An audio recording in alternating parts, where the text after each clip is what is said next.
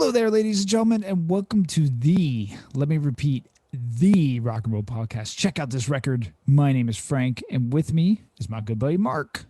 Hey, Frank. Hello, listener. And you could find us on Spotify and Apple Podcast, and now Amazon Music Podcast. That's right. We release episodes every Friday for your personal listening pleasure. And for any new listeners out there, this is the podcast where Mark and I recommend albums to each other and we review them. Plus, we have a wide variety of musical discussions like our Spotlight series where we dig into a band's catalog and we see what comes out on the other side. That's right. We're in our Verse series where we'll pit two albums against each other and make them duke it out for total stereo domination.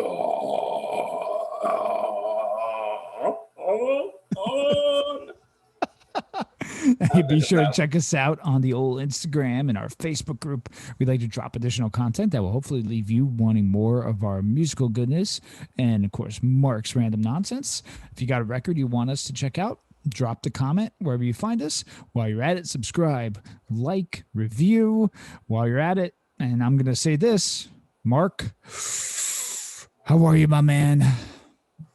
Good, buddy. I don't know what that was. Me neither. I'm super pumped for this is episode 50, dude. People have listened to 50. Well, they've listened to 49 and are currently listening to their 50th episode. 50th episode of this podcast. I can't believe we've been canceled yet. Right? People can just cancel us. You can't just come here and cancel us. We're on cable access. Anyways, we've got a big old show for you today. We're covering the life and death of Kurt Cobain. I'd like to take a second before we get too deep into this to say we're going to miss some stuff, okay? There are hours and hours of documentaries and stacks on stacks of books on this subject and well more. Frank and I are simply taking everything we've learned after viewing and reading as much of it as possible and trying to wedge it into an entertaining podcast that hopefully sheds a little light on some things you know, some things you don't know, and helps you put the pieces to this puzzle together because this is one really fucked up jigsaw puzzle. Episode 50, man. We made it, my good old buddy. And, it's been super fun, and I cannot wait for the next 50 with you, my man. Let's raise a drink. So here we are, one episode removed from Nirvana Unplugged, and we'll slide into the life and the mysterious death of Kurt Donald Cobain. So, Mark, let's take a deep breath here. Let's get this thing going. We're going to get right into it. Start off with his early life and family for us. Yeah, my pleasure. Born February 20th, 1967 in Aberdeen, Washington, Kurt was the first child of waitress Wendy Elizabeth and mechanic Donald Leland Cobain, followed by their only other child together, sister Kimberly, in April of 1970. Kurt was described as being a happy and excitable child who also exhibited sensitivity and care. His talents as an artist was evident at an early age as he would draw his favorite characters from films and cartoons, such as a personal favorite in The Creature from the Black Lagoon and another personal favorite, Donald Duck. Cobain began developing an interest in music at a young age. According to his Aunt Mary, who was apparently a big Aberdeen bar scene performer, Frank. Nice. He began to sing at age 2, and at age 4 started playing the piano and singing, writing a song about a trip to a local park. He listened, I believe that song ends up on In Utero as Rape Me. That's not true, I made that up. There we go. He listened to artists like the Ramones, ELO, Electric Light Orchestra, for those of you who aren't cool enough. And from a young age, he would sing songs like Arlo Guthrie's motorcycle song, the Beatles' Hey Jude, Terry Jack's Seasons in the Sun, and the theme song of one of Frank's favorite TV shows, The Monkees. Oh, totally. Love it. Totally. At 9 years old, his parents would divorce. He later said that the divorce had a profound effect on his life. His mother noted that his personality changed dramatically. Kurt became defiant and withdrawn, according to his mother. in a 1993 interview, Kurt elaborated by saying, "I remember feeling ashamed. For some reason, I was ashamed of my parents. I couldn't face some of my friends at school anymore because I desperately wanted to have the classic, typical family, mother, father. I wanted that security. So I resented my parents for quite a few years because of that." End quote. Both of his parents found new partners after divorcing, although his father had promised not to remarry. After meeting Jenny Westaby, he did, much to Kurt's dismay.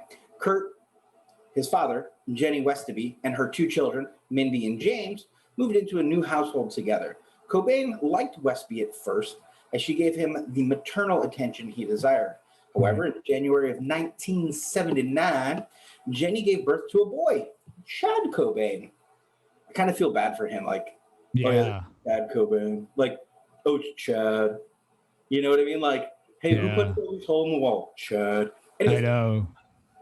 Uh, Who needs to plunge the toilet? It's Chad again. Right.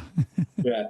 Yeah. The new family, which Kurt insisted was not his real one, was in stark contrast to the attention he was used to receiving as the only son. And he soon began to express resentment towards his stepmother. Meanwhile, his mother began dating a man who was abusive. He witnessed the domestic violence inflicted upon her, said by her said boyfriend, who once inflicted. Oh my God, I have no idea what I wrote there.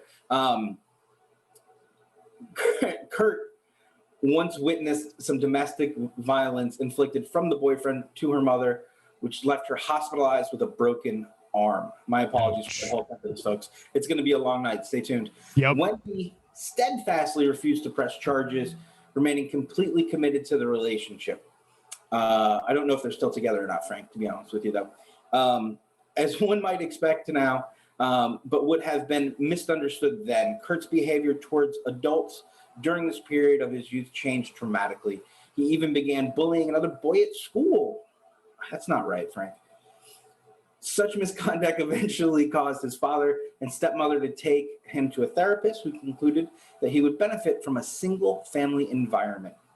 Both sides of the family attempted to bring his parents back together, but to no avail. On January 28th, 1979, Cobain's mother granted full custody to his father, and then he becomes a teenager. Frank? Yeah, so we're gonna get into the teen years, folks, and it's a lot to take in. So that's why we're gonna do our best here. So here we go. Teen years. Cobain's teenage rebellion quickly became overwhelming for his father, who placed his son in the care of family and friends. While living with a born-again Christian family of his friend Jesse Reed, he became a devout Christian and regularly attended church services. He later renounced Christianity, engaging in what he described as anti-God rants, and the song Lithium is about his experience while living with the Reed family. Religion remained actually an important part of his personal life and beliefs.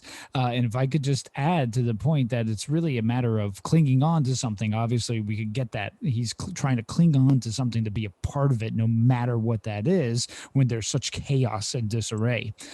He was also uninterested in sports, and Cobain was enrolled in a junior high school wrestling team at the insistence of his father. He was actually a skilled wrestler, but despised the experience. Because of the ridicule he endured from his teammates and coach, he allowed himself to get pinned in an attempt to sadden his father. Later, his father enlisted him in Little League baseball team, where Cobain would intentionally strike out and avoid playing. Now, Cobain actually befriended a gay student at school that suffered from bullying from peers, who concluded that he was gay. That's when obviously the bullying occurred at the time. In an interview, he said that he liked being associated with a gay identity because he did not like people. And when he thought he was gay, they left him alone. He stated, "I started being really proud of the fact that I was gay, even though I wasn't." His friend tried to kiss him, and Cobain backed away, explaining to his friend that he was not gay, but remained friends with him. Cobain would also spray paint "God is gay" on trucks in Aberdeen areas, and even got arrested for spray painting a phrase, "ain't got no how whatchamacallit" on other vehicles.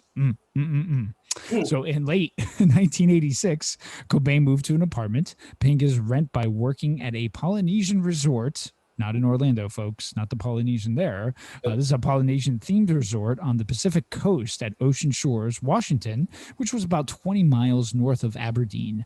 During this period, he traveled frequently to Olympia, Washington to go to rock concerts. And during his visits to Olympia, Cobain formed a friendship with Tracy Manderer, excuse me, who was the subject of the song About a Girl. So I think that's a good segue now, Mark, into Kurt's musical interests. Yeah, as I mentioned before, the Beatles were an early and lasting influence on Cobain. Quote, my aunt would give me Beatles records, end quote. Cobain told John Savage in 1993, quote, so for the most part, I listened to the Beatles as a child, and if I was lucky, I'd be able to buy a single, end quote. Yeah. Turns out Kurt and I shared a particular fondness for John Lennon, whom he would call his idol, in his post, when people die and then they release stuff. Yeah. Yeah. I can't think of that word. I'm trying to read it and it's just, my brain's just not working. Release journals. He said that he wrote the song About a Girl from Nirvana's 1989 debut, Bleach, after spending 3 hours listening to meet the Beatles. Pretty cool. Cobain was also a fan of 70s hard rock and heavy metal bands, including Led Zeppelin, AC/DC, Black Sabbath, Aerosmith, Queen, and Kiss. Nirvana occasionally played covers from these bands, including Led Zeppelin's Heartbreaker, Moby Dick, an Immigrant Song, Black Sabbath's Hand of Doom, and Kiss's Do You Love Me, and wrote the Insecticide song Aero Zeppelin as a tribute to Led Zeppelin and Aerosmith. Check out this quote I found. Quote, I used to take a nap in the van and listen to Queen over and over again and drain the battery on the van. We'd be stuck with a dead battery because I listened to Queen too much. What do you think his favorite Queen record was, Frank? Oh, man. News of the World, right? Yeah. I mean, maybe. I mean, wonder what his favorite Queen song was too, actually, Yeah, great. I mean, like things we could be asking him, but he's good. Anyway. There you go. Now let's talk about how punk rock proved to be a profound influence on the teenage attitude and antics of old KDC. That's Kurt Donald Cobain for those of you who are playing along. Did you know his first punk rock album was Sandinista by The Clash, Frank? I didn't know that at all. But he became a bigger fan of the fellow 1970s British punk band The Sex Pistols, describing them as, and I completely disagree with this, 1 million times more important than The Clash in his journal. Clearly proving that even a musical genius can be wrong. That's so wrong in 1,000 different levels. Go ahead, though. It really is. But you know what? We're not heroin addicts, so whatever. Anyways, he would soon be introduced to 80s hardcore bands such as Black Flag, Bad Brains, Millions of Dead Cops, MDC for those who were hip, and Flipper by friend Buzz Osborne, lead singer and guitarist of the Melvins, a fellow Aberdeen native band. I thought you were going to say Buzz Aldrin, just for the record. Wouldn't that be cool?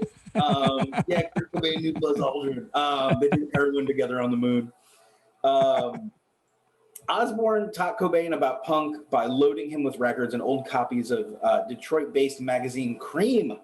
The Melvins themselves were an important early influence on Cobain with their heavy, grungy sound mimicked by Nirvana on many songs from Bleach. And I believe, before I hand it back over to you, Frank, there are some indications of him living in the practice space for periods of time of the Melvins before crashing on somebody else's couch or with a girlfriend or something. Right. A Buzz Osborne, not Buzz Aldrin, but yes. Right. All right. So Cobain was also a fan of proto-punk acts like the Stooges, whose 73 album Raw Power he listed as one of his favorite of all time in his journals, and Mark's favorite, the Velvet Underground, whose 1968 song Here She Comes Now, the band covered live and in studio. So the 1980s American alternative rock band Pixies were really instrumental in helping adult Kurt Cobain develop his songwriting style. In a 1992 interview with Melody Maker, Cobain said that hearing the 88 debut album by Pixies, Surfa Rosa, which I love, by the way, convinced him to abandon his more Black Flag influenced songwriting in the favor of Iggy Pop, Aerosmith type songwriting that appeared on Nevermind. In a 1993 interview with Rolling Stone, he stated that "Smells Like Teen Spirit" was his attempt at trying to rip off the Pixies. I have to admit it, when I heard the Pixies for the first time, I connected with it, that the band was so heavy that I should have been in that band, he says, or at least a Pixies cover band. We use their sense of dynamics, being soft and quiet, and then loud and hard. Frank, you're the Pixies fan between us. Do you hear the Pixies in Smells Like Teen Spirit? Do you hear any of that influence? I'm going to tell you that I think the Pixies were a more complex band than anything Cobain wrote, and Cobain wrote some really, really good stuff. I think what he took from the Pixies, in my opinion, is where you have the quiet verses and then the loud choruses. I think that whole concept, which Pixies did, I think that whole bit. But if you listen to the Pixies lyrics, again, not knocking Cobain's lyrics at all, but I think Pixies were on a totally other atmosphere. So. Right on. His appreciation of early alternative rock bands also extended to Sonic Youth and REM, both of which the members of Nirvana befriended and looked up to for advice. It was under recommendation from Sonic Youth's Kim Gordon that Nirvana signed to DGC in 1990, and both bands did a 2-week tour of Europe in the summer of 1991, as documented in the 1992 documentary 1991, the year punk broke. In 1993, Cobain said of REM, "If I could write just a couple of songs as good as what they've written, I don't know how bands does what they do. God, they're the greatest. They've dealt with their success like saints, and they keep delivering great music." End quote. Dude really loved REM. Really did. Yeah. After attaining mainstream success, cocaine. Wait a minute, pal. Became a devoted champion of lesser-known indie bands, covering songs from the Vaselines, Meat Puppets, Wipers, and Fang on stage and in the studio. In a 1993 interview, revealed he had been introduced to Leadbelly from reading the American author William S. Burroughs. Kurt went on to say, "I remember Burroughs saying in an interview, 'These new rock and roll kids should just throw away their guitars and listen to something with real soul, like Leadbelly.'" Cobain continued, "I'd never heard about Leadbelly before, so I bought a couple of records, and now he turns out to be one of my absolute favorite all-time music." That sentence is a little jumbled, and I promise I read the way it was written. I absolutely love it more. Sorry about that. You didn't write that. I wrote that. I absolutely love it more than any rock and roll I've ever heard. End quote. So it's interesting. I directly quoted him there. That's the way that sentence came out. So you'll excuse me for reading it that way. It's a little tricky to go through these words. What are some of your thoughts on his influences? I know we kind of interjected as things made us laugh, like suggesting that the Clash aren't as important as the Sex Pistols. And I can hear that argument only from, well, more people listen to the Sex Pistols, more people listen to punk because of the Sex Pistols. But I think honestly, when it comes to music and what they did musically, the Clash outshine the Sex Pistols 9 days a week. Well, I'm totally with you on that one, and so many different ways in reference to the Clash. First of all, that more of a body of work to compare to than the Pistols, who had, of course, one album, and the Clash's punkier stuff is better than the Pistols, anything they did, and the Clash's more world music type stuff is a million times better than anything the Sex Pistols did. But anyway, what's interesting is now we kind of get into that genre game again. And what's interesting is that 1991, the year punk broke documentary. I mean, if you see the lineup of what this documentary is following, Sonic Youth, Babes in Toyland, Dinosaur Jr., Gumball, Mudhoney, Nirvana, and then at the end is a band called Ramones, right? Who is kind of really the true punk band in this whole documentary here. But it's interesting we get to that. But anyway, back to Cobain's influences, I think it's a wide variety. It's interesting because really still at his time and the time he was born, there isn't the big catalog that someone today would have of rock and roll, right, to be influenced of. And someone today could be influenced of things that we never even heard of, but still be rock music in some way, shape, or form. So I think there were limitations as far as the influences goes, as far as the big bands and even the punk bands at the time. And it definitely created the sound he was going for. But I really think Pixies were the one that gave him that structure of, again, light choruses or light verses, heavy choruses. And he took it and made it his own. That's why I think. You? Yeah, it's interesting. Obviously, we can debate all day whether or not Nirvana was a punk band. I think they were, especially the first two records.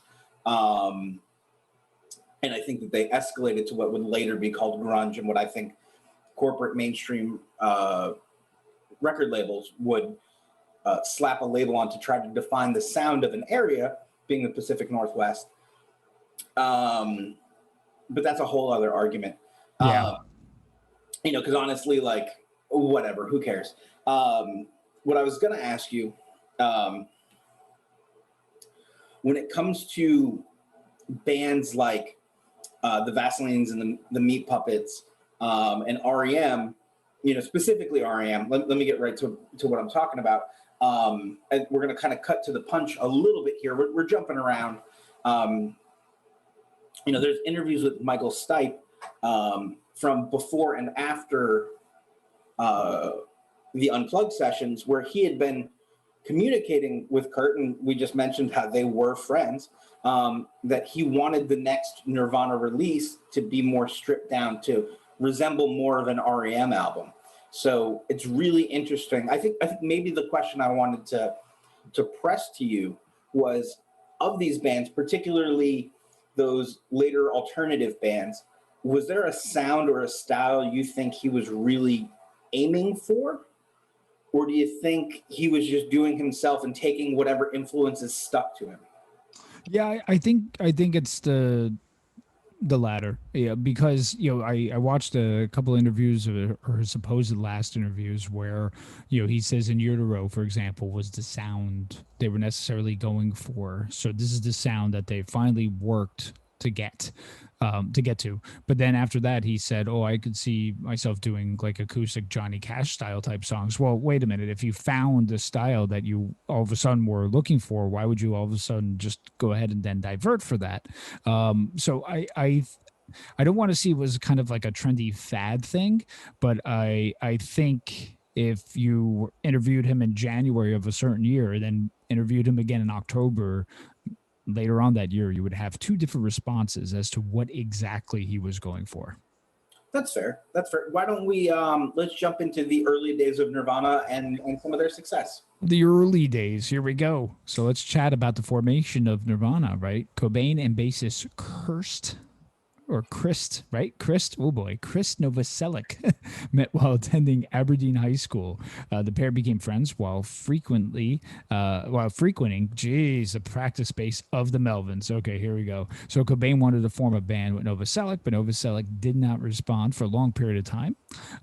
Cobain gave him a demo tape of his project, Mark, called Fecal Matter. 3 years after the Mark Fecal Matter, huh?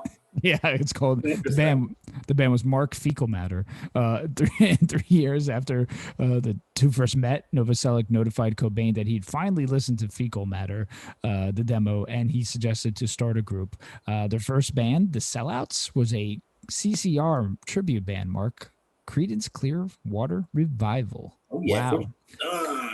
Yep, they recruited Bob McFadden on drums, but after that, the project fell apart in early '87, and Cobain and Novoselic recruited drummer Aaron Burkhard. They practiced material from Cobain's Fecal Matter tape, but started working on new material soon after forming.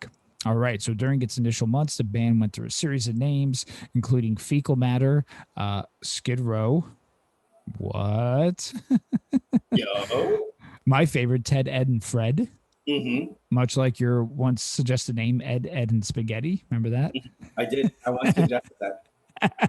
And the name Bliss that they went after. The group settled on Nirvana because, according to Cobain, he wanted a name that was kind of beautiful or nice and pretty instead of mean, raunchy punk name like the Angry Samoans. Novoselic and Cobain moved to Tacoma and Olympia, Washington, respectively.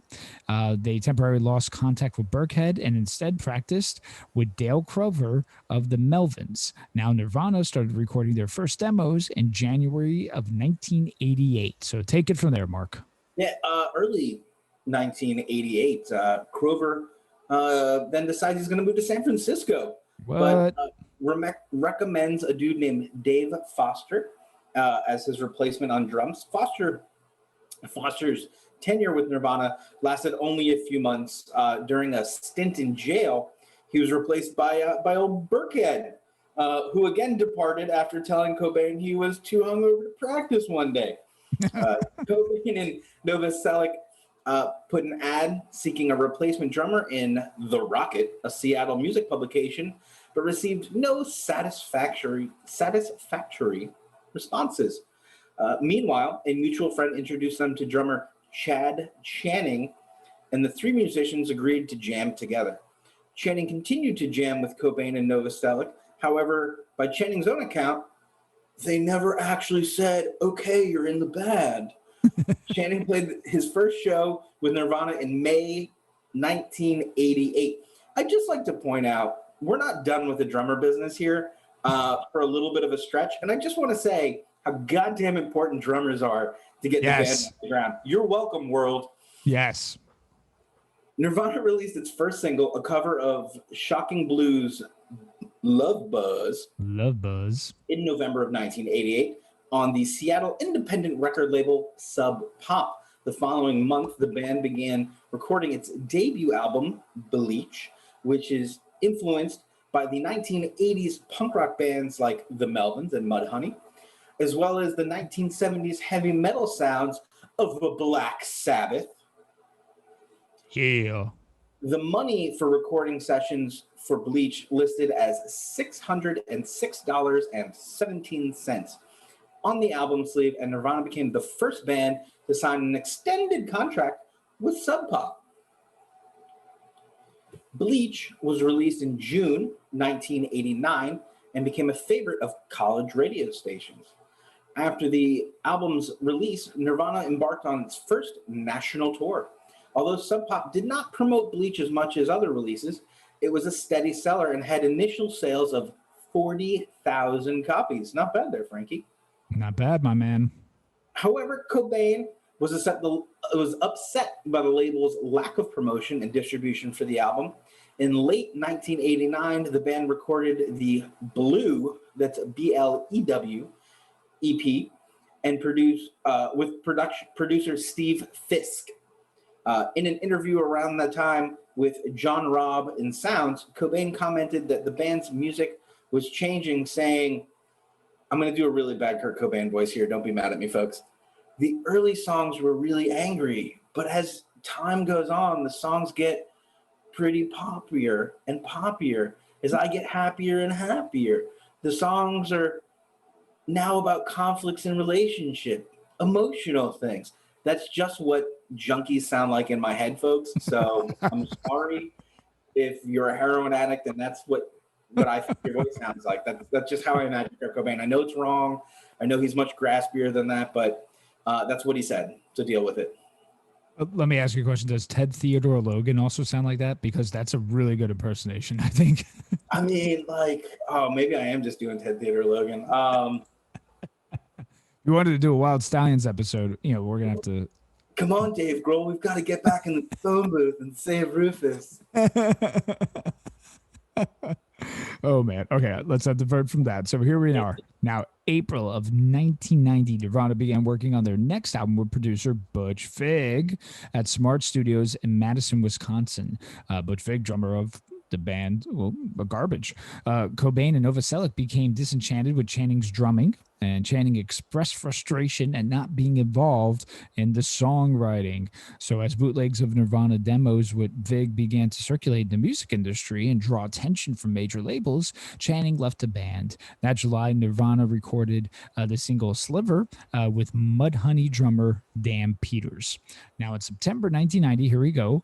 Buzz Osborne of the Melvins introduced the band to drummer Dave Grohl, whose Washington, D.C. band Scream had broken up. Grohl auditioned for Novoselic and Cobain days after arriving in Seattle. Novoselic later said within 2 minutes they knew that he was the right drummer. Disenchanted with Sub Pop and with the Smart Studio sessions generating interest, Nirvana decided to look for a deal with a major record label, since no indie label could buy the group out of its contract. Cobain and Novoselic consulted Soundgarden and Alice in Chains manager Susan Silver for advice. Following repeated recommendations by Sonic Youth's Kim Gordon, Nirvana signed with DGC Records in 1990. And after that signing, they began to record his first major label album. Do you know what the name of that album was, Mark? Nevermind. Yes, Nevermind. The group has offered a number of producers, but held out for Butch Vig. Actually, Slayer mixer Andy Wallace was brought in to create the final mix. Yeah, look at that, right? Mm-hmm. After the album's release, members of Nirvana expressed dissatisfaction, though, with the polished sound the mixer had given Nevermind. Initially, DGC Record was hoping that it would sell like 250,000 copies, the same that they achieved with Sonic Youth's Go. However, the first single, Smells Like Teen Spirit, marked by Christmas of 91. This led to Nevermind selling 400,000 copies a week in the U.S. Dang. And in January of 92, the album placed Michael Jackson's Dangerous at #1 on the Billboard album charts and topped the charts in numerous other countries. I mean, to dethrone at that time Michael Jackson, that's pretty crazy. That month, Nevermind reached #1, and Billboard proclaimed Nirvana is that rare band that has everything: critical acclaim, industry respect, pop radio appeal, and rock solid college alternative fan base. The album eventually sold 7 million copies in the US and over 30 million worldwide. Talk about a second coming of sorts, where the airwaves were dominated by hair metal and glam. Then all of a sudden it shifted, Mark, to this whole alternative and grunge sound. Now, of course, this is going to have an effect, right? So, citing exhaustion, Nirvana decided not to undertake another American tour in support of Nevermind, instead opting to make only a handful of performances later that year. So now we're in March of 92, and Cobain sought to reorganize the group's songwriting royalties. Check this out, which at this point, that was split equally, right? To better represent that he wrote the majority of the music. So Grohl and Novoselic did not object, but when Cobain wanted the agreement to be retroactive to the release of Nevermind, all of a sudden disagreements began between the two sides, and the band actually came close to breaking up. So after a week of tension, Cobain received a retroactive share of 75% of the royalties. Mark, as you can imagine, bad feelings about the situation remained within the group afterward. Amid rumors that the band was disbanding due to Cobain's health, Nirvana headlined the closing night of England's 1992 Reading Festival. Cobain personally programmed the performance lineup, and DGC had hoped to have a new Nirvana album ready by late 92 and the holiday season. Instead, it released a compilation album, Incesticide, in December of 92, and a joint venture between DGC, and Sub Pop. Incesticide there was a collection of various and rare Nirvana recordings intended to provide the material for a better price and higher quality than the bootlegs. Whoa, I gotta catch my breath, Mark. Yeah, no worries. For the next album, In Utero, the group chose Steve Albini, who had a reputation as a principled and opinionated individual in the American indie music scene.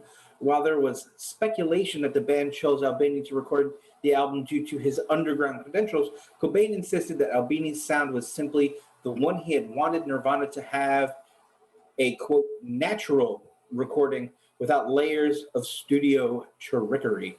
The sessions with Albini were productive and quick, and the album was recorded and mixed in 2 weeks for $25,000. $100,000. I owe more than that in student loans, Frank. Bang! Several weeks, I'm going to rub my eye, several weeks after completing the recording sessions, stories ran in the Chicago Tribune and Newsweek that quoted sources from DGC concerned that the album was unreleasable.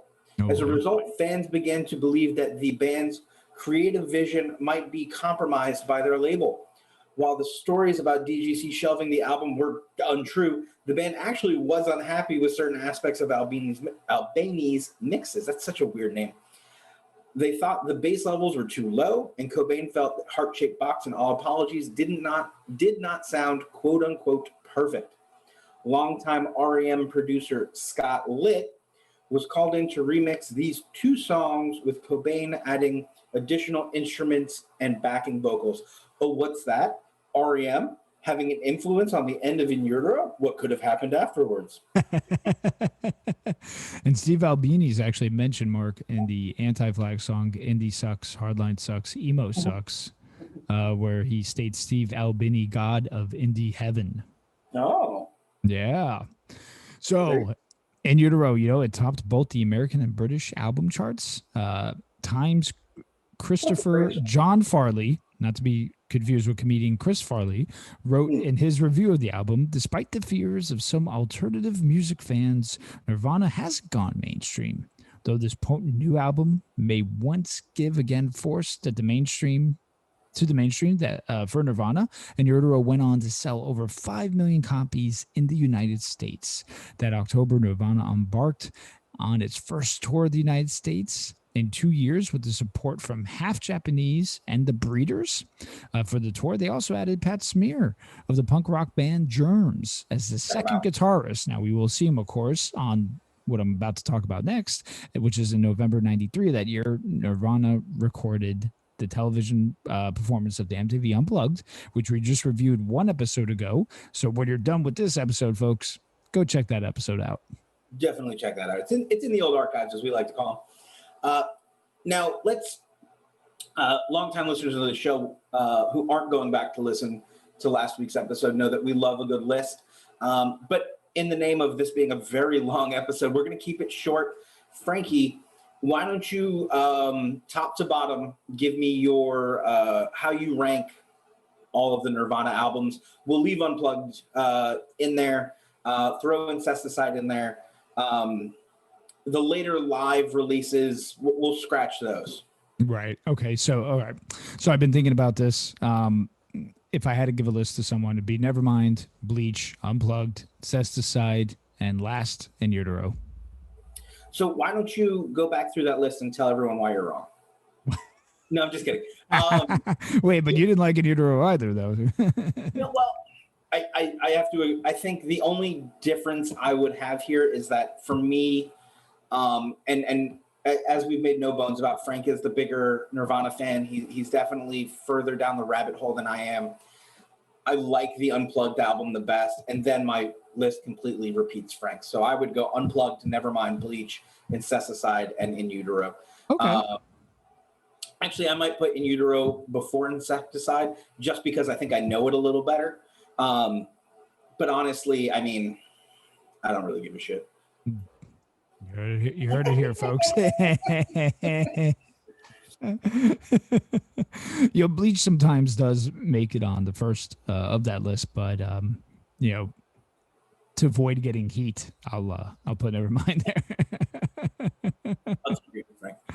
All right, so Mark, obviously this is going to have a profound effect on someone really as fragile as Cobain. So why don't you chat us up on Cobain's struggles with fame? And of course, then we'll get into the drugs. Yeah, definitely. We'll start with the fame, right? If you have a chance to check out the film Montage of Heck, you'll hear Kurt's mother, Wendy, say, as she heard Nevermind for the first time, she said to Kurt, "You better buckle up because you're not ready for this." And it turns out she was dead right. I mean, that's probably a bad choice of phrase, but whatever. As the single Smells Like Teen Spirit raced up the sales charts all over the world, the singer's initial euphoria was replaced by anxiety. Kevin Kerslake, I hope I said your name right, Kevin, who directed 4 of the band's music videos, told the New York Post, quote, "So when we talk about doing the video for Come As You Are, almost the only thing that he told me was that he didn't want to be in it. To me, that screamed, 'Get me out of here,'" end quote. That's exactly what Kurt did: withdraw from interviews, opting not to tour for most of 1992, and at a point when Nirvana was the most in-demand band in the world. A brief reprieve came from the arrival of his daughter, Frances, born in August 1992.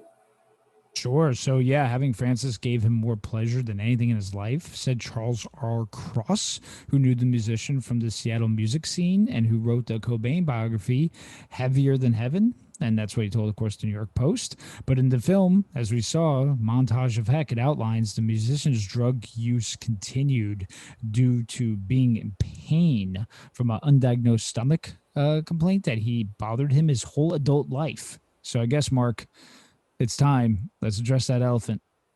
Yeah, I want to underscore the word undiagnosed and that stomach complaint. Yeah. And you'll figure out why pretty quickly. So when we jump into the elephant, which here is drug use, Kurt would say that he tried both pot and alcohol at the age of 13. And as a teenager would experiment with everything from psychedelics to inhalant. We're talking about sniffing some glue there, buddy. Oh. Don't do it, kids. Cobain's first experience with heroin occurred sometime in 1986. Also don't do it. Administered to him by a local drug dealer in Tacoma, Washington, who had previously supplied him with oxycodone, and aspirin. I've read like 4 or 5 different things where they talk about this dude who shot him up, and they're like, yeah, oxycodone and aspirin. And I'm like, did he do them together? Maybe I need to do harder drugs. I don't know what any of that, why you would do aspirin with that. Anyways, he used heroin sporadically for several years, but by the end of 1990, his use developed into a full-fledged addiction. Cobain claimed that he was, quote, devoted to getting a habit, end quote, as a way to self-medicate his undiagnosed stomach condition. There you go. Quote, "It starts with 3 days in a row of doing heroin, and I don't have stomach pain.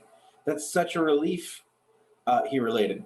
However, longtime friend Buzz Osborne, and not Buzz Aldrin, disputes this, saying that his stomach pain was more likely caused by doing heroin, saying, quote, "He made it up for sympathy, and so he could use it as an excuse to stay loaded. Of course he was vomiting. That's what people on heroin do. They vomit. It's called vomiting with a smile on your face," end quote. Wow. Yeah, pretty crazy stuff. Heroin's not one of those drugs I've done, nor one that I plan to do. And again, kids at home, don't do it. As heroin use began to affect the band Nevermind's supporting tour, one such example came the day that the band's 1992 performance on Saturday Night Live, where Nirvana had a photo session with Michael Levine. Frank, you know Michael Levine, right? Absolutely. Having used heroin beforehand, Kurt fell asleep several times during the shoot, later divulging to biographer Michael Azerrad. I'm going to assume that I said that right. You know Michael Azerrad too, right? Absolutely. Good friends. So, I mean, what are they supposed to do? They're not going to be able to stop me, so I really don't care. Obviously, to them, it was like practicing witchcraft or something. They don't know anything about it. Excuse me. They don't know anything about it. So they thought that at any second I was going to die, end quote. I know he really said that. The morning after the band's performance on Saturday Night Live, Cobain experienced his first near-death overdose after injecting heroin. His wife, Courtney Love, resurrecting him, according to her. Then, prior to a performance at the New Music Seminar in New York City in July of 1993, he suffered another heroin overdose. Rather than calling for an ambulance, Love injected Cobain again with naloxone to bring him out of his unconscious state. Cobain proceeded to perform with Nirvana, giving the public every indication that everything was business as usual, which only leads me to the question, was business as usual him just like nodding out on stage, or did he Yeah. really black out that night? I mean, according to the videos Frank's seen, some of it's not that great. Yeah. I mean, oof. Oof. Oof. Yeah. What can I say? I mean, listen, as talented as he was, some performances were way better than others. So why were these better, and then why were these not up to par? Well, this could definitely be that. And it's funny, it's being masked with the stomach, right? Because I've seen interviews where he's like, "Oh, the stomach is so much. The stomach is so much." When again, when you're like that, and when you're down this path, you're making every excuse in the book. And I think that's exactly what that was. But now we get into a really crazy time, Mark, where we get into his final days in death. And yeah, so 6 days prior to his body being discovered, Cobain was practically missing. So he was missing for days, and it said he wanted to quit Nirvana. According to, of course, wife Courtney Love, he told her that he hated being in Nirvana and he couldn't play with them anymore. He only wanted to work with REM's Michael Stipe. I mean, that, yeah. Following Cobain's failed suicide attempt in March 94, Love, along with several of his friends and bandmates, enlisted the help of intervention counselor Stephen Chadoff. Mark, you know him. I know. And they call right. We've been bridge together. We've never come off drugs or anything like that together. We play bridge. Right, exactly.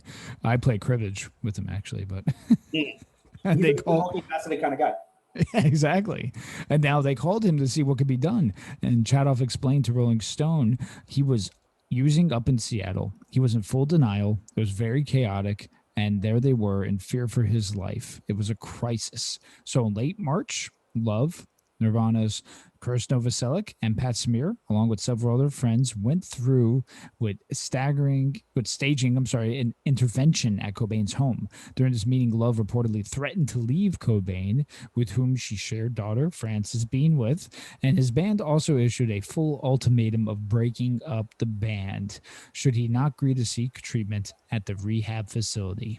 All right, so now several days later, Cobain would do that. But first, he paid a visit to pal Dylan Carlson, who also participated in the aforementioned intervention at his Seattle home on March 30th. Citing problems with trespassers on his property, Cobain asked for his help securing a firearm.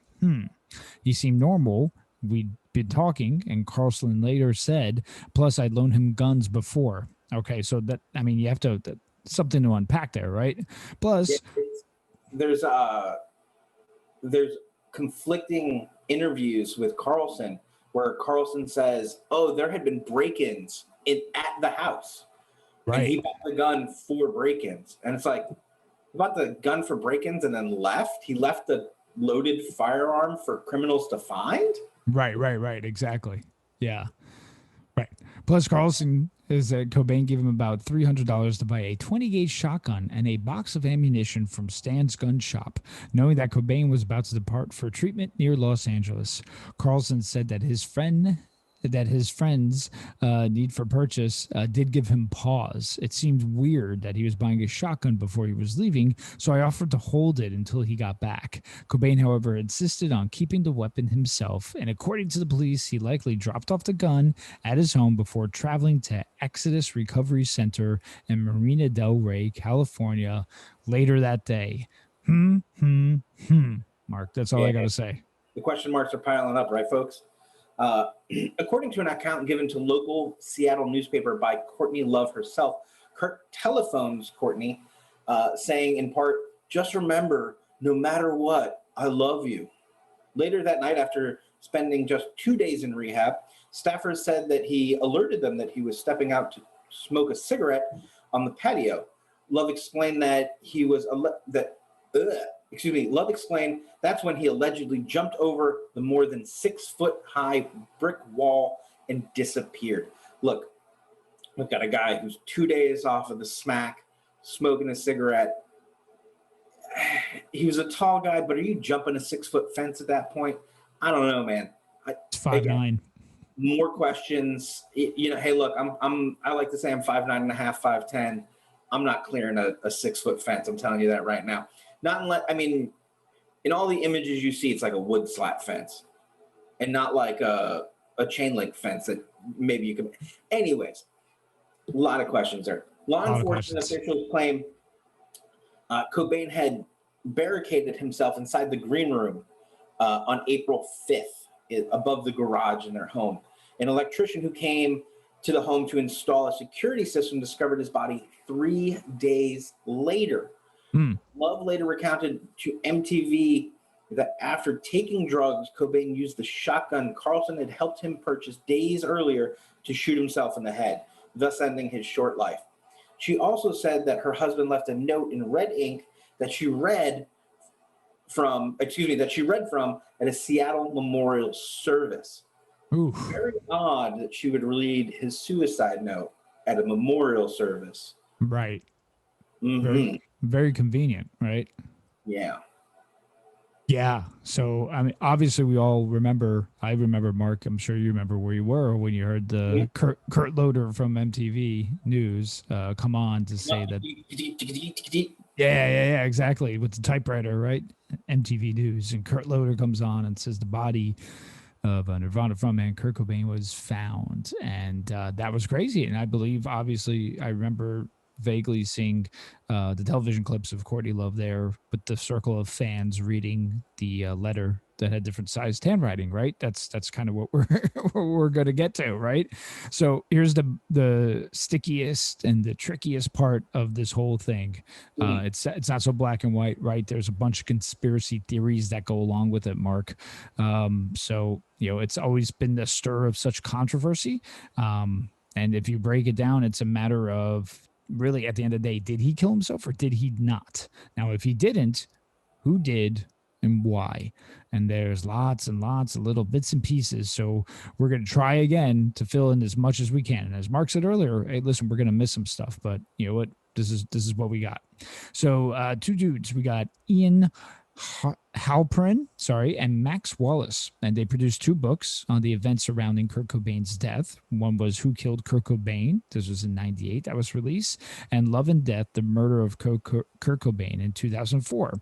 Now the website Live for Live Music spoke with Ian Halperin, who happens to be a #1 New York Best Times selling author and award-winning filmmaker. He says the only thing I suggest is reopening of the case, says Halperin. His basis is that solely on the forensic evidence. The horror that haunts Halperin is the number of copycat suicides emulating Cobain, which is a trend sadly still occurring. There are estimates suggesting 200 plus people have taken their lives in copycat suicides. Oof. An idea only made more sorrowful by the possibility that he may have not taken his life, as Love and the Seattle PD have reported. Right, Mark? Yeah. So now Max Wallace's book investigates the allegations of one Mr. Tom Grant, a licensed private investigator and former detective of the LA County Sheriff's Department. Grant was hired by none other than Courtney Love to find Kurt Cobain when he left the Exodus Recovery Center in Marina del Rey, California on April 1st, 1994, and could not be located. However, this information wouldn't come out until they met in a hotel after Love asked him to visit, stating that her credit cards were stolen and being used, only to disclose that he was missing at the meeting, and that the person using the credit cards actually turned out to be Kurt Cobain buying himself airplane tickets back to Seattle. Right. Anyways, on top of that, Love had phoned in a missing persons report to the Seattle Police Department the next day, pretending to be Cobain's mother, Wendy O'Connor. Love stated in O'Connor's name that Cobain was missing, suicidal, in possession of a shotgun. Grant later evaluated this call and being a Grant later evaluated this call as being a diversion to paint Cobain as suicidal, as he was being set up to be murdered. The mission left by Love's report would be that no less than the singer's mother felt that Cobain was in danger of himself, and to steer the investigations toward a verdict of suicide. After refusing to allow Grant to have surveillance units watch her home in Seattle, Love, who remained in Los Angeles, sent Grant to Seattle to find Cobain with the help of Kurt's quote-unquote best friend, Dylan Carlson, the gentleman who helped him purchase a gun. Love would begin using Carlson to pass information to Grant and no longer speak to him directly while he was in Seattle.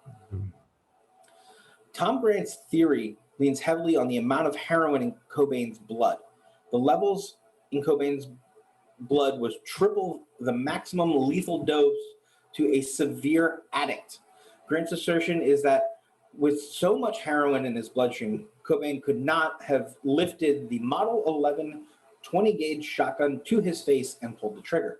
The autopsy has never been released to the public, so the extent of the drugs in Cobain's bloodstream is based on newspaper accounts. Experts still debate whether or not Cobain could have fired the gun under these circumstances.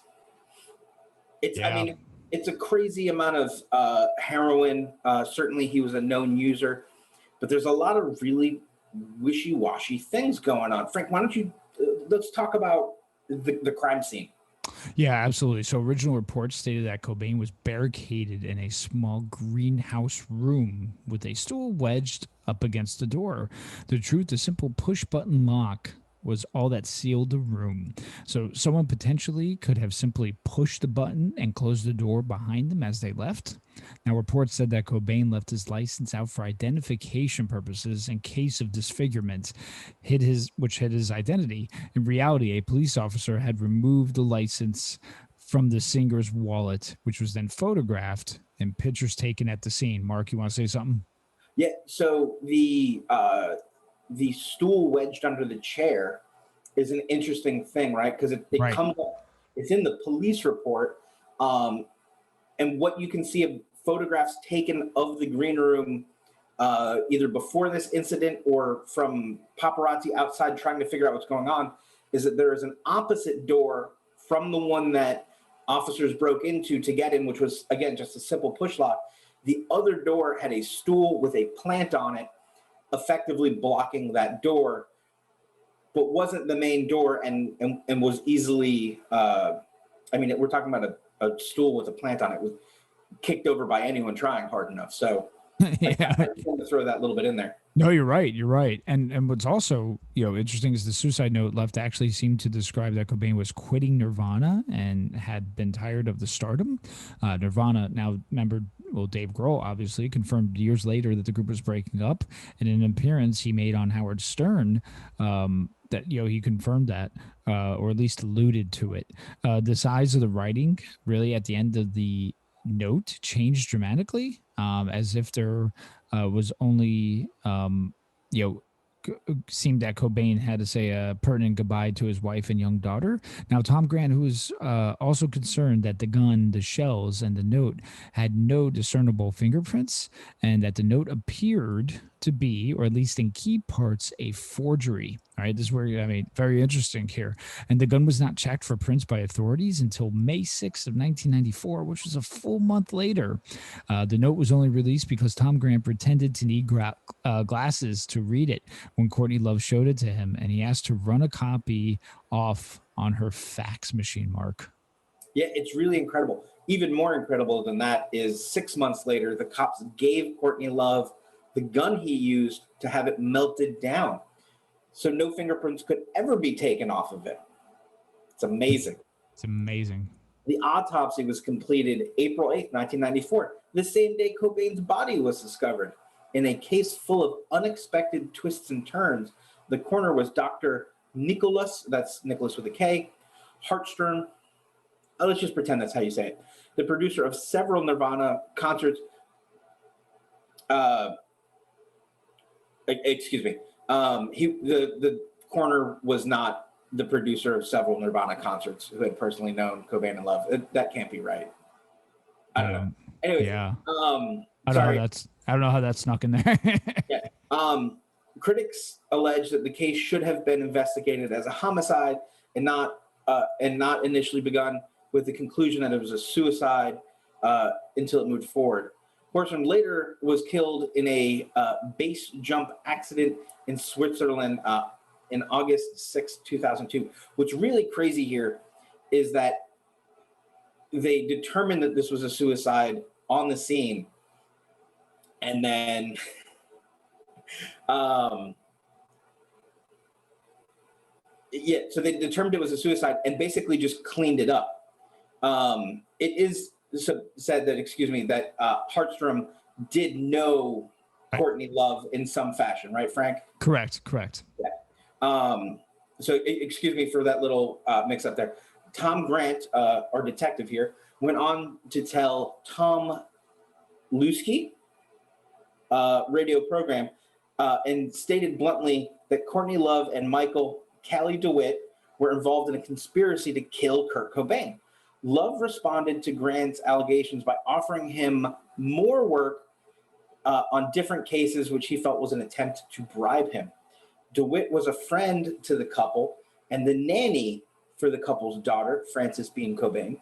DeWitt was in the Cobain house when Cobain was missing and had seen Kurt there as DeWitt lay semi-asleep in bed. A note DeWitt left for Kurt to call Courtney is believed by Grant to have been staged by DeWitt. Wow. Himself, an active heroin user and notably former long-term boyfriend of Courtney Love. Love later had DeWitt's father do extensive renovations to her home and got Callie a lucrative job with Geffen Records. I didn't know that, the record part. I did know that supposedly the father was responsible for the renovation that removed the greenhouse and garage from the property. Lot of interesting kind of stars aligning here, Mark, if you think about it, not in a good way. Yeah, it's interesting. You have your ex, you have your wife's long-term ex-boyfriend and his girlfriend living in your home. Says nothing to anyone about seeing him, but magically leaves a note that he figured out that he was there. And it's interesting, if you watch Soaked in Bleach, Tom Grant goes into detail about how they came into the house. The bed was made. They were looking for the gun. They tore the bed apart. No gun. In fact, nothing, just bed stuff. And then when Courtney finally returns to Seattle from LA, she claims that she found the suicide note under her pillow when clearly she couldn't have, because Kurt had been dead by the time they searched the house looking for the gun and tore apart the bed, and she got home and found the suicide note. So it couldn't have been under the pillow where she claimed it was, because he had just looked there with Carlson at his side, when he did it. So it's crazy because a lot of like well thought out details, right, are into this, because usually when you're trying to dispute something that didn't happen, you make up like a silly excuse about something that's not really intertwined like this, that doesn't have all the details, that's not lined up properly. But there's a lot of details here for a story that supposedly never happened, right? Yeah. Well, the best part about that is that he recorded the conversation where she says, "I found it under the pillow," and he says, "You couldn't have found it under the pillow. I searched the entire bed. I would have found it if it were there before he killed himself." Right. Yeah.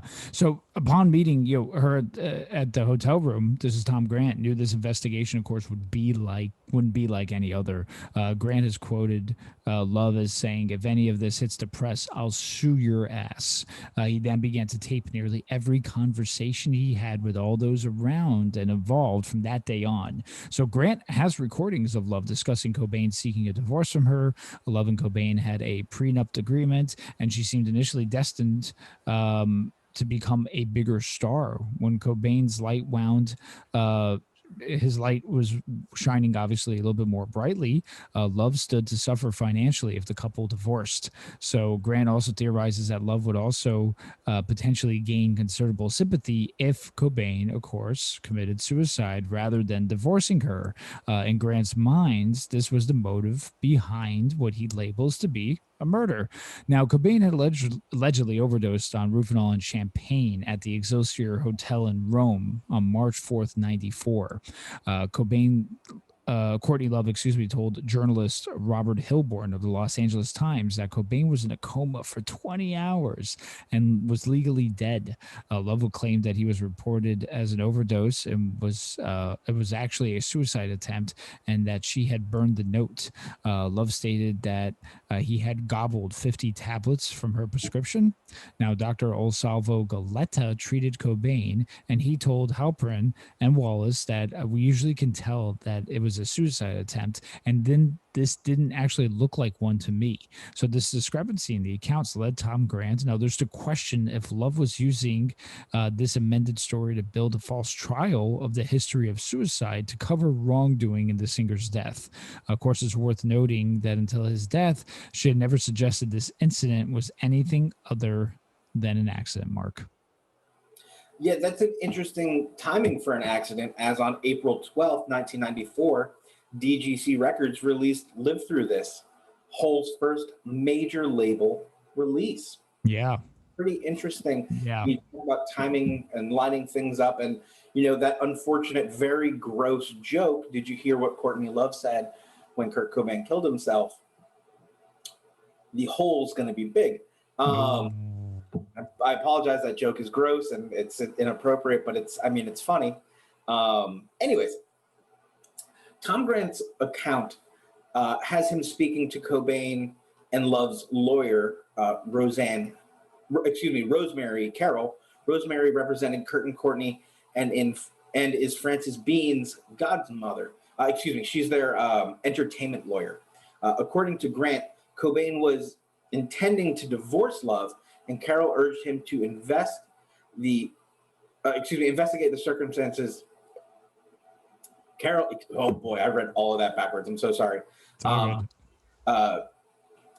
She suggested that Love investigate the circumstances of Cobain's death. Carroll also said that in Love's backpack, she had found samples of what appeared to be Love or someone connected to her practicing what is believed to be Kurt's handwriting. You can see images of that in Soaked in Bleach. Yeah. This aroused suspicion due to the suicide note left by Cobain to be more about retiring from music than permanently from life. The end of the note seemed to include an additional, made at a later point, possibly written by a second person, addition of very generic suicide terms that a lot of people use when writing a suicide note. And as Frank mentioned earlier, it was drastically different from the rest of the note in its handwriting style, which isn't uncommon for Cobain's writing. However, if you look at the suicide note and see it for what it is, it's clearly that these two sections were written at different times and quite possibly by different people. Anyways, oh boy. Carroll also stated that Love wrote a memo for herself to, quote, get arrested, which she indeed did while Grant was searching for her missing husband. While she was allegedly in supervised rehab at the time of their first meeting with Grant, she claimed she couldn't return to Seattle with him because she had, quote, business in LA. Carroll would later confirm that she did not have business in LA at that time, then suggested that the business might have been securing her alibi by getting arrested in LA. When Carroll realized that Grant was taping the conversation and expressing doubt over suicide, she uttered, "Oh shit," and she added that this is just my theory before hanging up. She has not commented publicly on these matters. Pretty crazy stuff, right, Frank? Oh my God, insane. Yeah. I hope you guys at home listening or wherever you are will understand that, like, processing this as you read it again, even though you know how crazy it is still like so mind-blowing, retarded that like it trips you up. Anyways, yeah. Courtney Love was charged with drug possession and for having a doctor's prescription pad in her hotel. Love was cleared, but it seems strange that she would leave a memo seemingly foretelling of the arrest regarding the key moment in time, regarding such a key moment in time. Accounts have her calling in her accounts have her calling in her own overdose to newspapers from the telephone in the hotel before the arrest. Had Grant not recorded so many conversations, it would be easy to dismiss his claims as far-fetched and ridiculous. But he has the tapes to support his accusations, which is where and how Max Wallace was able to make the statements found in his book, Love and Death, The Death of Kurt Cobain. Yeah, it was crazy, Mark. Is fast forward to 2014, headlines incorrectly declared that the Seattle police were reopening the case on the death of Nirvana frontman Kurt Cobain. Why would they do it, Frank? Right, four rolls of film, which police had taken at the time of Cobain's death, they've been left undeveloped and had sat in evidence. Within the 20th anniversary of the case approaching, police decided to develop the film. Now, Seattle detective Mike Wisniewski clarified that the current status of the case to the press, it's a suicide. This is a closed case. Now, I mean, this is a lot to read, folks, and in our research, and a lot of it is, of course, as you're hearing us mumble and stumble because it's so heavy in its content. But we have to ask each other, I think, the question, and I'll start with you, Mark. What do we think happened here, Mark? What can you say after doing all this and reading this and sifting and sorting through it? Yeah, so obviously there's a ton of stuff we didn't get to and couldn't get to. Like the shotgun was turned away from Kurt, which isn't a natural way in most suicides where somebody is placing a rifle or a shotgun to their face. They typically do it with the trigger in. In this situation, it happened to be out, which is uncommon. Another uncommon thing is that the shotgun shell would have projected out of the right side from Kurt's body and should have landed to his right, yet it was on his left. Some people have argued that specifically the Seattle Police Department have argued that the gun, when triggered, flipped over and thus casting the shell to the side, to the left instead of to the right. However, because of the way Kurt's hand was on the gun, his death grip, if you will, would have locked the barrel in place. Or if the gun had fired and begun turning, it would not have landed perfectly straight up and down. So there's a lot of questions there. If you look at what crime scene photos are available, and mind you, the Seattle Police Department refers to none of them as crime scene photos, as this was a suicide. And that's why supposedly those 4 rolls of films never got developed, because you, quote unquote, do not develop film from a suicide. It's not a homicide. There's no need to do it.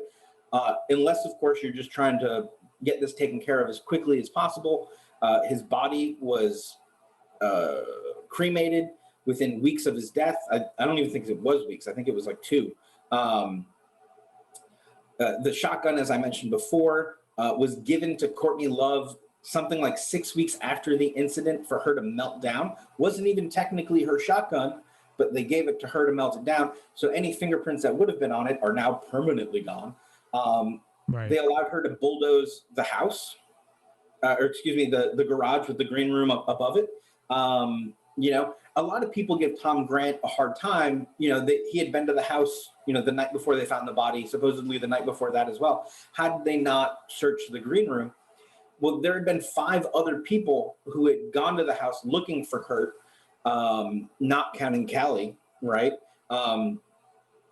Who none of them searched the greenhouse either, because according to them, if you go at night, it's very difficult to even see the building with it in it. So there's a lot of really mixed up pieces here where what else could have happened? Hey, look, for all we know, Kurt Cobain went out to where you can find heroin on the streets of Seattle, found somebody who recognized him. That person went back to his home, tried to take advantage of him, probably got whatever money was in his wallet, and then blew his brains out. Could have happened, right? More likely, Callie was involved. They set him upstairs. They gave him way more than he knew he could use, helped him pull the trigger. I think I was getting to the point of the crime scene photos. There's not a lot of blood in the area around him and where he was facing. Now, mind you, obviously most of the blood would have been up and behind him, but there still would have been some cast in front of him. What that suggests to me is somebody holding him upright, and then pulling the trigger on the gun, allowing him to fall back. And then whatever scattered blood they had, whatever splattered blood they had on him, they were then able to get rid of. After all, homeboy says he didn't see him until the 4th, and then he disappeared on the 5th, and then nobody saw him until the 8th. I don't know how you're living in that house, but don't manage to go check that room. Right. Right, exactly. And then there's the thing we were talking about earlier too, which we didn't even talk about, was his running into Duff McKagan too, right, on the plane on the way back, right? Yeah. So the assertion that somebody stole his credit card and somebody in LA stole his credit card and then bought a plane ticket to Seattle, bought two plane tickets to Seattle, I think it's more likely, right? Because Duff McKagan of Guns N' Roses, for those of you who think we're just referencing another smart person that you would otherwise never hear of, claims that Kurt was actually kind of happy to see him, was pleasant with him, and then got on the flight, but also noted that Kurt seemed kind of out of it and that something was wrong, right? I don't know that I trust Duff McKagan's understanding of Kurt's mental state. I don't, obviously what conversation they did or did not have, you'd have to pry out of Duff, but good luck with that. But it does confirm that he bought airplane tickets in his own name, probably bought 2 tickets so that he wouldn't have somebody sitting next to him, right? I mean, he's one of the largest rock stars in the world. The last thing you want is like, oh, are you A, B, or C? Yeah, I'm B. I get the middle seat. Hey, aren't you that smells like teen spirit, right? So to me, it makes sense he bought 2 plane tickets, right? It's an interesting story, because there's a lot of people around him who were suggesting that he was actually kind of excited about going to rehab. And when his daughter visited him, the nanny with the daughter said that he was in great spirits and was happy. Nobody thought he was suicidal, except for Courtney, who never said anything about him being suicidal until after his death, which is interesting when he's overdosed allegedly a number of times and then has this pill and champagne overdose, which it was an accident. And then immediately, oh no, well, you just say that because it's the media and you got to call it, an accident so that it's not suicide, because people will think suicide's bad. I don't believe her horseshit. Yeah. So taking a deep breath now. You go ahead. Yeah, I mean, Jesus H, man, I don't even know where to start with this. I mean, listen, I could see the cases for both. I mean, but listen, just going through his early life and his formative years and seeing how he handled the fame, mix that with drug use, and I can't help but think that he was just a self-destructive guy, and a mindful suicide attempt was going to eventually be inevitable. Now, here's the thing, though. I can't speak that if there was assistance or not during this process, or some sort of assistance at some point during this, or someone else knew about it, or someone else was there. That's hard to argue against when you see all these things. I do think, though, he was mindful that eventually he was at some point wanting to do this. But Jesus, Mark, I mean, it's so tough to say, right? Because if the theories are right, if this private investigator who did all this research and has all this dirt on Courtney Love is correct, the person who holds the key to the kingdom, the person who controls all the information about what we know about Kurt, she has all rights to his estate, is Courtney Love. She's the one able to release the diary. She can release what she wants. She can suggest that it means whatever she wants. So it really leaves, you and I and the listener here to just kind of put together the pieces that are out there and think it over and say, is possible as it is that he was loaded on heroin and playing with his shotgun and then just slammed it on the ground and it went off. It's possible. The fact of the matter is it's not that probable. Right. There's more things pointing her way than against her, Right. So how do you know? Let's try to be a little less depressing for a few minutes here, Frank. Sure. Let's talk about his legacy and his impact, because he did leave. I joked last week that Nirvana's Unplugged in New York is Generation X's most significant contribution to society. What do you think? What's their legacy? What's the impact? And as a songwriter and performer, where does Kurt Cobain rank for you? Sure, and I get this. I get asked this often, and I think about it quite often as well. Now, I'm in agreement that he's one of these generational talents and had a larger than life persona.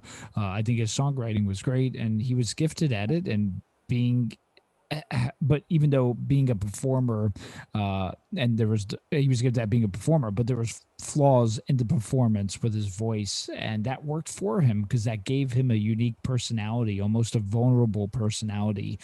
I do think he's a tragic figure whose paths were partially decided by family and life circumstances. It always reminds me of Michael Jackson, Neverland, and the weird things that Michael Jackson would do, in my personal opinion, were a direct result of his father, Joe Jackson. And I think it's a tragic scenario. Cobain was a product of that, and when anointed the voice of a new generation, that's a perfect recipe for destruction. Now, for me personally, I do hold his works in high regards. He and Nirvana shifted to music, right, Mark, from this glam metal surface level crap that was out there to more refined and serious styled nature of rock. Now, to me personally, I found that I was more impacted by what happened after, which is where there was a void, and a band that came in to fill that void, I think, was then Green Day, and then followed by The Offspring and The Rancid. I mean, grunge was here, or what they called grunge. It was here and it was gone when Cobain was gone. Music needed something to make a big splash again, and to me, that was the rise of punk to the mainstream. Again, we said, Nirvana has punk influences, and those first two albums were punk, but Green Day really pushed punk, I think, into the mainstream. And I gained influence from that musically, and of course, I have influence from Cobain as well. People I think also put him, and they romanticize about him, and they put him on a pedestal and an idol, and he's an idol to a lot of people. Almost, if you were to compare it to Michael Jordan, where you can't find flaws with Michael Jordan, well, he's not quite Michael Jordan. Michael Jordan is someone that people should be looking up to, on a personal level too. And I find it hard to kind of look up to him on a personal level based on how he conducted his life. So to make a long story short, I appreciate his writings. I think he was extremely talented. I find them to be super impactful, but I do feel he's a tragic figure in life. What about you, Mark? Doesn't Isn't Michael Jordan known for having a crippling gambling problem? Yeah, there was the gambling problem. Yeah, no. I think it's interesting. You and I are separated by 2 years, but I think we both see Kurt Cobain in kind of very different lights. I can appreciate the hits. I can appreciate he was the man writing the right songs at the right time, because hair and glam metal were going out of fashion, and the world wanted something louder and heavier and less polished and a little more honest, right? We wanted dudes wearing less makeup. He still had pretty long hair, but like for the most part, it was the antithesis of hair metal. What's really unfortunate to me is that he's almost more remembered for being part of the infamous 27 Club, the rock Absolutely. and roll musicians who passed away, theoretically because of their own whatever. Right. Cobain, Joplin, Jim Morrison, Brian Jones, Brian Amy Jones. Winehouse, Robert Johnson. It's an insane list of great talents that left us before their time. I'm not prepared to say that Kurt Cobain checked out because he was out of music, right? Maybe Bradley Nowell was from Sublime. There you go. There you go. But I don't think you can say that about Kurt Cobain. I think if you listen to a lot of those interviews from Michael Stipe, he was ready to grow as a musician. He was ready to really develop his sound and his style. And I think that's not any clearer than the Unplugged record, right? With the choices he made in terms of songs of his own that he played and choices of songs that he chose to cover.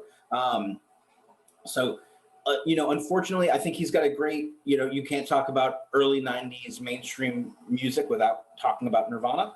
And you can't talk about the 27 Club without mentioning Kurt Cobain. So it's one of those double-edged swords where, for as good as it is, it's tragic and sad and really kind of heartbreaking, honestly.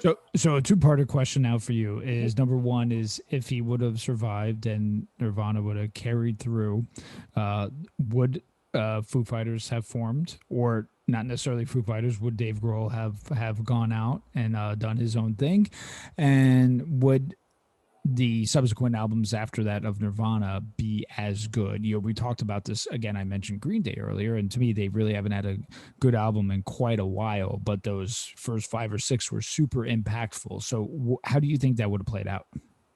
So obviously this is dependent on a few different things, right? The first being the ultimatum that the band gave him. If he does still leave rehab, and goes back to Seattle, and his death does not occur, I think that's probably the most PC way to say it, would they still have broken up? I got to imagine, even though Chris Novoselic and Dave Grohl are splitting 25% of the cash still made from Nevermind and In Utero, they're probably still living pretty good off that money alone. In fact, Chris Novoselic really hasn't done anything of fame or notoriety, right? Nirvana, but appears to be living quite nicely. I'm sure he's living within his means. He had an interesting quote, which was, he was talking about Kurt and his demons and his use of heroin, and he said, I just let him do it because my poison was alcohol, and he never said anything to me, so I let him have his and he let me have mine. It's a really interesting dynamic there of how they functioned as a group and how things worked out. So would Dave Grohl have still left and formed the Foo Fighters? Possibly, right? We did talk about some of that tension there at the end, certainly after the revenue split of 75-25. The ultimatum of whether he goes to rehab or not. There's a lot of different things at play there. I made that joke earlier about how hard it is to find a drummer. They could have found another drummer at that stage, it's not to suggest that they wouldn't have, right? Certainly the three of them had a great dynamic together. Right. You add Pat Smear to that, who's still good friends with Dave Grohl to this day. There's a great dynamic there. So the Foo Fighter records, I think, to answer that question, it's a possibly. Even if they'd taken an extended break, he still could have easily pumped out that record. I mean, he did it in 6 days by himself. Totally. With just your boy Greg Dooley sitting in the chair. So it's plausible, right? It's definitely plausible that Foo Fighters still happen. It's certainly going to be a different Foo Fighters, I think. In terms of what Nirvana albums would have sounded like from then, obviously that depends on a few things, right? Like, does he go down to Athens, Georgia, hang out with Michael Stipe, write the next record, maybe record it there, maybe use them as the backing band, maybe, who knows? I mean, it could have gone so many different directions, right? He could have done that pared down Johnny Cash on an acoustic guitar thing. I mean, it clearly worked. He didn't know that it worked yet in Unplugged. Perhaps he knew that from the performance, but he wasn't aware of how successful it would eventually be. Or would he have continued down that In Utero path, but maybe with some more thoughtful lyrics, as he really emulated from Michael Stipe that he wanted to, or that he expressed to Michael Stipe, he really wanted to emulate his style. So there's so many different factors. And then there's really the kind of the big problem, right? Which is that fans push their will upon what could have been, right? And that's literally what I'm doing right now. I'm just less of a fan than most Nirvana addicts. A lot of them have theories about which way the band was going to go and which sound they were going to chase. And the fact of the matter is we don't know. And that's kind of what made Nirvana so great, was the unpredictability of those records, right? If you heard Bleach, you didn't know that Nevermind was coming. If you heard Nevermind, you had no idea In Utero was coming. And that's what makes them so kind of cool in that way, is that each one really is its own identity and each one goes the direction it was going to go. Yeah. Yeah, it's pretty cool. During kind of us talking about that what ifs, I would direct people to go to YouTube at some point and check out something called Nirvana Smells Like 2050, and it's a hyper real evolution of the band. So it takes it from 1984 to a hypothetical 2050, and it shows all three of them kind of aging, and it talks about kind of like what would happen musically to them, and it's pretty cool. It's pretty well done. Now, obviously, who's to say what would necessarily happen, but it's pretty interesting to see that. So check that out. Nirvana Smells Like 2050 on there, but does it accurately get how fat Dave Grohl gets? No comment on that. Dave Grohl, if you're listening, please know that I love you and I am way fatter than you at any time in your life. So don't take that personally. Yeah, absolutely. Oh man, that was some episode, Mark. It's almost it reminds me of the Fugazi episode where I needed therapy after that. I think we may still need therapy after that. I mean, why don't we loosen it up a little bit for next week? Hey, by the way, folks, that's the end of the episode. Yeah. We had a lot of fun, but my God, was that a lot. So we're going to loosen it up for next week. Something fun, something new. What do you got in mind, Frankie? Absolutely, Mark. And I do have to drop a shout out to someone who really loves Nirvana and Cobain, and someone we know, Mr. Brian Brito, because he's gonna be listening to this. So he really enjoyed our last episode, and hoping he enjoys this. But let's talk about next episode. Stay tuned for the very end of this episode where we give you Brian's home phone number and personal address. Right, exactly. I'm amped for this next episode, Mark. This is actually, if we were to have a season 1, this would be the end of it, right? With episode 51 here, before we break into the new year. So I'm amped because we're going to talk about an album, Paradise. Now, not an album we reviewed a couple episodes ago from the band Cold Ears. This is from a band we really love, Red City Radio. We do love Cold Ears too, just for the record, but we adore Red City Radio. And they just came out with a new album, Paradise, and we are so amped to really go track by track on this. And in conjunction to that, Mark, we're going to be talking about kind of a year-end music review, and we'll definitely have a top list revolving around that. I'm excited, Mark. I know Red City Radio always gets you going, man, and I can't wait to talk about it. Yeah, I'm trying really hard not to S their D on this one because, look, spoiler alert, I like it. This will be, as Frank said, we'll be wrapping up whatever seasons, however this works, year one. Year one. I appreciate you guys letting me take a little COVID vacation there in the middle. There you go. Recently, and staying with us. We really appreciate that. But this will be kind of it. We'll be back in early January. We'll tell you what the first record is when you listen to the Red City Radio album review, because it's going to be a good time. We're going to have a lot of fun. You know that me and Frank love lists. 2020 has been a year, but given that it is a year that's taken like 4 years to do, there's actually been a bunch of really good records that came out this year. There's been a lot of great music to listen to talk about.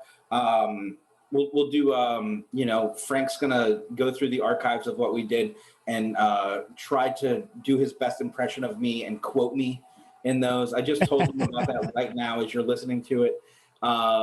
So be sure to check that out. And thanks for listening. Yeah, everyone, stay safe out there. Of course, follow us on all the places where you could find us, like and subscribe, and stay safe out there, folks. Yeah, and bye-bye.